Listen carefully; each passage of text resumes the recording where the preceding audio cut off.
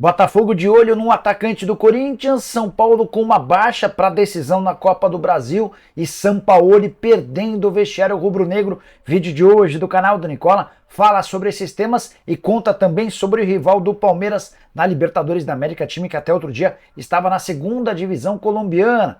Bora te atualizar também sobre os jogos, onde é que serão transmitidos, em que TV, as partidas da Sul-Americana e da Libertadores da América. Tem ainda informações sobre o mercado, bastidores, a chance de Diego Costa virar reforço do Grêmio, Neymar mais perto do Barcelona e muito mais. Antes de contar tudo isso, deixa eu só me apresentar. Me chamo Jorge Nicola, jornalista esportivo, e a missão por aqui é deixar você por dentro de tudo que está rolando com o seu clube do coração para não perder nada. Só apertar esse botão vermelho de inscreva-se. Combinado?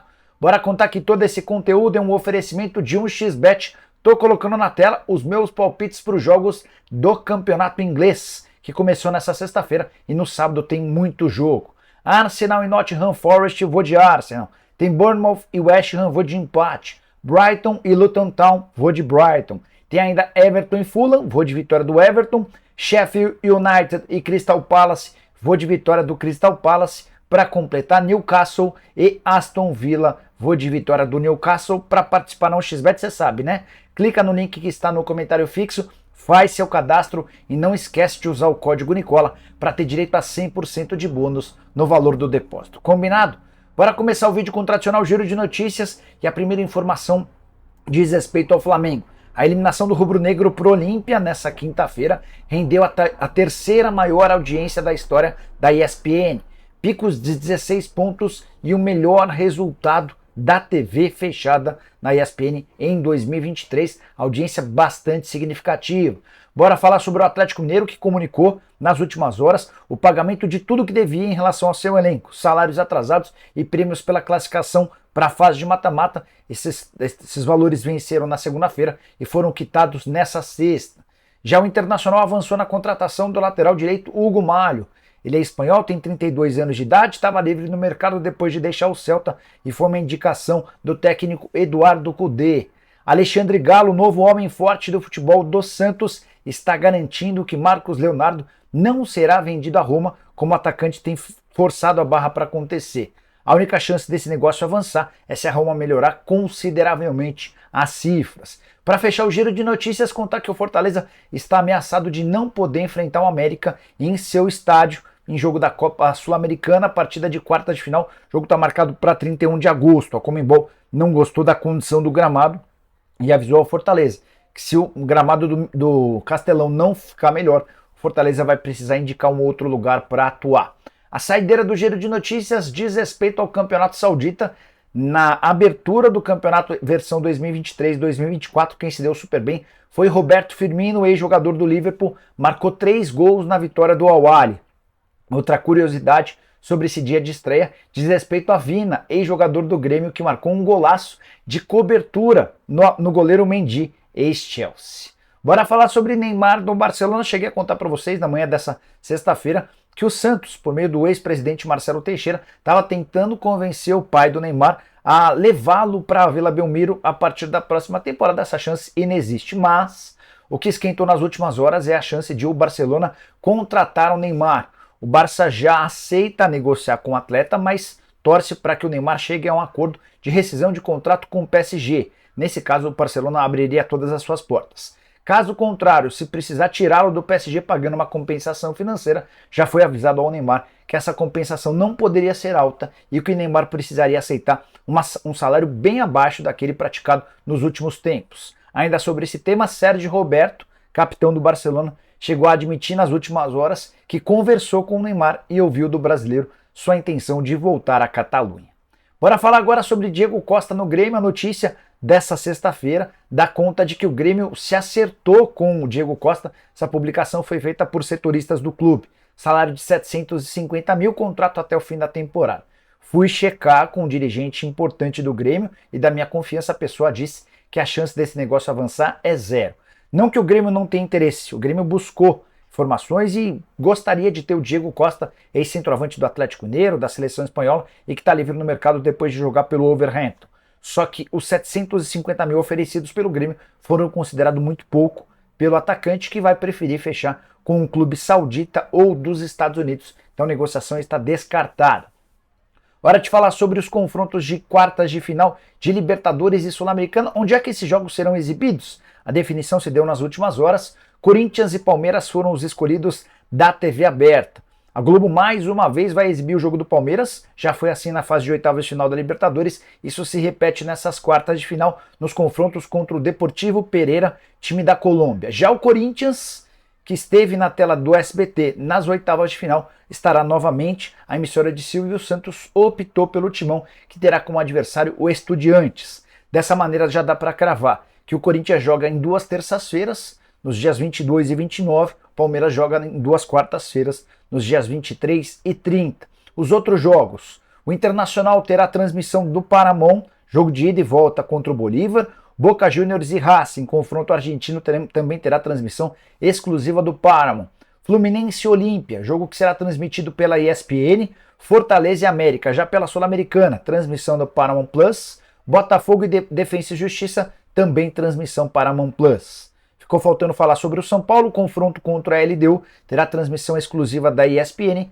Corinthians e Estudiantes, transmissão da ESPN e também do SBT. Bora falar agora sobre o Vasco. Paulo Brax, o diretor executivo de futebol da 777 do Vasco, conversou de forma informal com jornalistas nas últimas horas e assegurou que o Vasco está perto de contratar um camisa 10. Não quis falar sobre nomes, só afirmou que é um jogador de primeiro nível que chega para mudar a categoria do time e que o torcedor pode ficar animado e otimista. Vale a lembrança de que o Vasco fez importantes aquisições nos últimos dias durante essa janela de transferências. Como a janela já se encerrou na última quarta-feira, só resta ao Vasco contratar atletas que estão desempregados e a busca por um camisa 10 se dá exatamente nessa circunstância. Luciano Vieto, que era o nome dos sonhos do Vasco, foi anunciado por um time da segunda divisão saudita e a procura se dá por outro atleta. Assim que eu tiver qualquer novidade, conto para vocês, beleza? Bora falar agora sobre Gustavo Mosquito. Depois de 9 meses de recuperação por conta de um problema no joelho, o Mosquito treinou durante toda a semana e pode ficar à disposição de Vanderlei Luxemburgo por confronto contra o Curitiba nesse sábado. Mas não é esse o tema. O Mosquito interessa ao Botafogo. Atacante cujo contrato com o Timão se encerra em 31 de dezembro, ele já pode assinar um pré-contrato com qualquer outro clube. Corinthians ainda não sabe ao certo se vale a pena prosseguir na renovação do contrato. A ideia era entender em que condição o Mosquito voltaria depois dessa lesão. Para piorar, o Mosquito está trocando de empresário mais uma vez. Ele já foi representado pelo Fernando Garcia, mas recentemente fechou com o Carlos Leite e houve uma rescisão entre as partes. O Mosquito ainda está em busca de um outro empresário. Nesse meio tempo, o Botafogo, que já havia demonstrado interesse em contratar o Mosquito em 2022, reabriu conversas e pode fechar com o atleta nos próximos dias para ter o Mosquito de graça a partir de 1º de janeiro. Jogador que também interessa a um clube nos Estados Unidos e a outro no Japão. Bora falar agora sobre Botafogo. Quanto é que o Botafogo leva pelas transferências do Adrielson e do Lucas Perry, o zagueiro e o goleiro, os melhores das suas posições no Campeonato Brasileiro?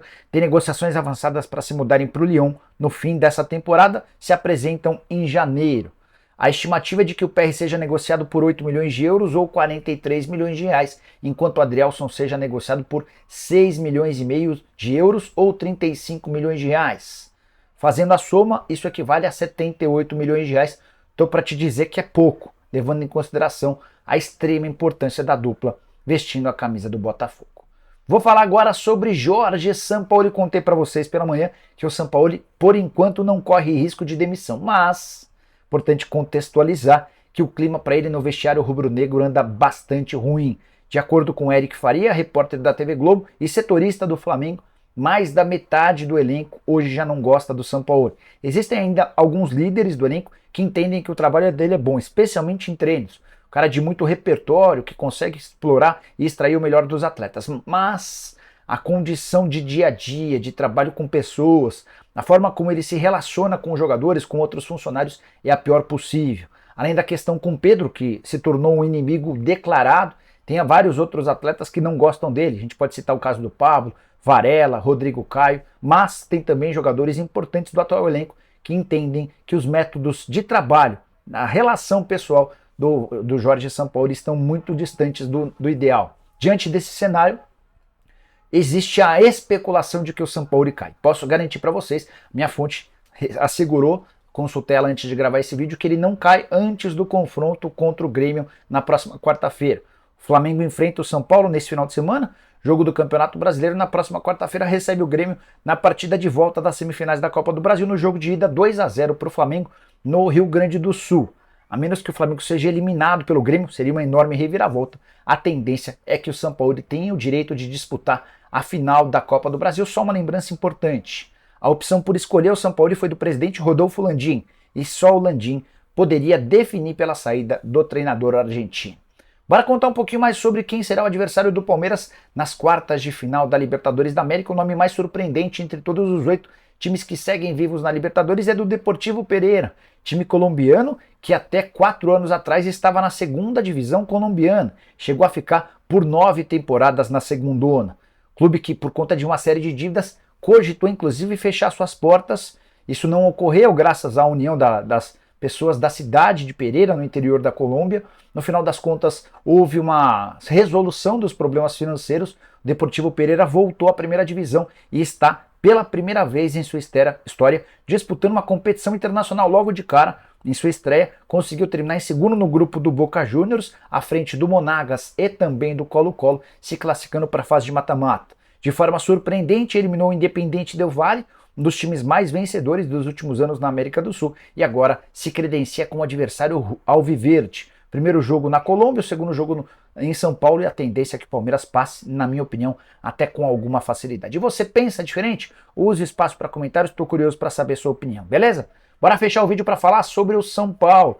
Preciso te atualizar sobre um desfalque tricolor pro confronto contra o Corinthians, o jogo da vida do São Paulo, marcado para a próxima quarta-feira. O São Paulo precisa reverter a derrota por 1-0 contra o Corinthians. O jogo vai acontecer no Morumbi e vale vaga na final da Copa do Brasil. O Caio Paulista, um dos principais jogadores do tricolor nos últimos tempos, foi fundamental na classificação contra o Palmeiras na fase anterior, sofreu um estiramento na coxa esquerda. Essa lesão se deu aos 3 minutos da etapa final do jogo contra o São Lourenço nessa quinta-feira. São Paulo não costuma divulgar prazo de recuperação, mas a julgar pelos últimos atletas que tiveram esse tipo de estiramento, não dá para imaginar que o Caio Paulista tenha qualquer condição de enfrentar o Corinthians na próxima quarta-feira. Só a título de comparação, o Erisson teve uma lesão parecida e ficou mais de um mês para retornar. Diante desse cenário, sem o Caio Paulista, o São Paulo vai precisar colocar o Wellington, que já teve muito moral dentro do próprio São Paulo, um dos jogadores mais assediados pelo mercado internacional, mas que tem jogado muito abaixo do Caio Paulista. Baixa importante para o tricolor, que poderá contar com o James Rodrigues e Lucas Moura para o jogo contra o Corinthians, timão que não terá o Roger Guedes vendido para o futebol do Catar. Quem ganha esse clássico? Quem passa para a final da Copa do Brasil? Estou curioso para saber sua opinião. Use espaço para comentário. Não esquece de deixar like, de se inscrever no canal, de compartilhar o vídeo. A gente volta a partir das 7 com o programa do Nicola. Abraço, tchau!